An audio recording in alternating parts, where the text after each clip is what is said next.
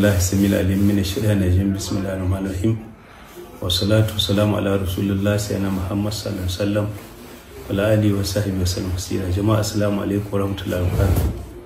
Alhamdulillah ina so in amfani da wannan dama in miƙa godiyata ga Allah subhanahu wataala madaukin sarki mai kowa mai komi mai iko akan kowa da komi wanda ya halicce mutane ya raya mu cikin musulunci.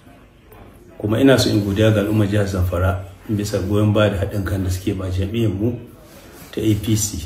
Kuma ina so in amfani da wannan dama in tabbatar musu da cewa mu shugabanni alhamdulillahi mun haɗa kan mu mun zama abu guda.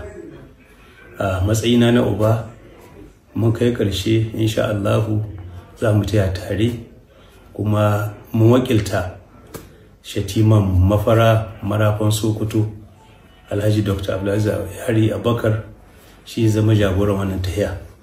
Kamar da aka saba za mu zauna mai mitin mu kai ƙarshe ga abubuwan da za a yi kuma muna tabbata ma al'umma cewa APC nan da suka sani wadda ta faru daga APP ta koma ANPP ta da APC tana nan daram da haɗin kan da aka saba kuma insha Allah za mu hito da tsarin da al'umma za su ji bayani nan gaba kaɗan. Don haka ina son in kira ga mutanenmu magoya baya musamman marubuta da 'yan social media da su haɗa kansu kamar yadda na ce tunda an su haɗa kai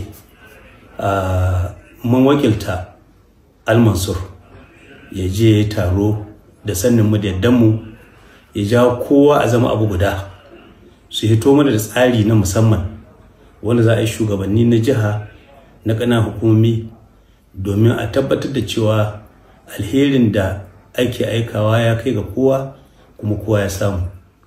Da wannan zan ƙara godiya ga dukkan al'ummar jihar Zamfara bisa goyon baya da haɗin kan da suke bamu. Muna fata Allah subhanahu wataala zai taimake mu mu yi nasara kuma muna da tabbas insha Allah za mu yi nasara ga duk tsare-tsaren da muka fito da su. Allah taimake mu. Wassalamu alaikum warahmatullahi wabarakatuh.